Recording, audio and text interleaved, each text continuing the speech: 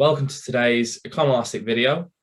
In this video, we're going to be covering what causes a movement along and what causes a shift in the supply curve. So I'm going to pass you over to Joe and we'll get going with it. So we'll consider a movement along the supply curve first. Like with the demand curve, the supply curve is constructed on the assumption that all other things remain equal. And as a reminder, that is referred to as ceteris paribus in economics.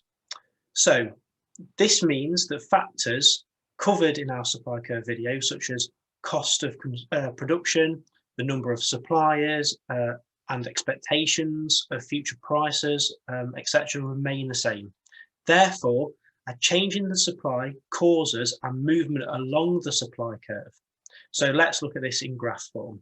So we start by drawing the vertical y-axis, followed by the horizontal x-axis. We then label the y-axis price and the x-axis quantity. So we would now draw the upward sloping supply curve, whether it's steep or shallow in this example at this point, just to demonstrate a movement along the curve. It doesn't matter so much. So at price level P0, we can see that if we move that along again, if you get a ruler and get to the supply curve and then follow that down to the quantity line, we will get a quantity demanded of Q0, and this is point A on the supply curve. If the price of the good or service now increases to P1, the quantity supplied due to the law of demand would increase to Q1, and this is point B on the supply curve. So we can see the overall effect of that increase in price is a movement along the curve from point A to point B. Just to correct Andrew there, it's due to the law of supply, not demand. Did I call it law of demand? Yeah. It is the law of supply indeed. So the opposite obviously occurs in the event of a price decrease. So you'll now see a different graph on your screen. The overall effect in this scenario is a movement down the supply curve from point C to point D.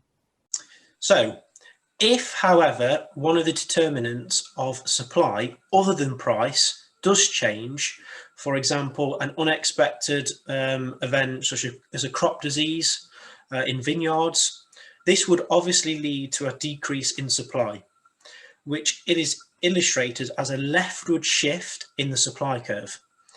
And vice versa, if wine prices were expected to rise, firms would increase their supply, which would be illustrated by a rightward shift in the supply curve. So now we'll look at these examples in graph form. So we start by drawing the same axis as before, price on the y-axis, quantity on the x-axis. We then draw our first supply curve and we label this S0. So again, at price level P0, we follow that along to the supply curve and down to the quantity. We'll find a quantity supplied of Q0. Let's now consider the crop disease that Joe mentioned before, which would cause that leftward shift in the supply curve. And this would go from S0 to S1. So at the same price level, P0, the quantity supplied is now decreased from Q0 to Q1, also shown on that graph as a shift from point A to point B. So rationally then, we'll do the vice versa scenario. If a new supplier or several new wine suppliers entered the market, or any of the other factors of supply cause supply to increase, then we would see a rightward shift in the supply curve from S0 to S2. Again, at that same price level P0, there's now more supplied than at S0. Quantity supplied has gone from Q0 to Q2. So we can see from the graph then, at supply curve S1, less is supplied at every price, and at S2, more is supplied at every price. So as you may have noticed throughout this video, the principles are fairly the same as the demand curve video.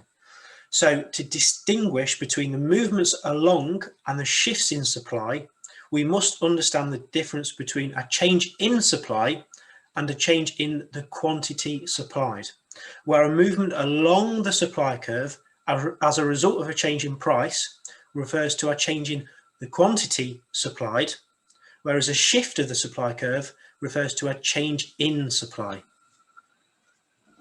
Yeah, so I hope you understood this video. We hope that the graphs were helpful for you. As always, leave any questions in the comment section below, and we hope to see you in the next video. Thanks for watching.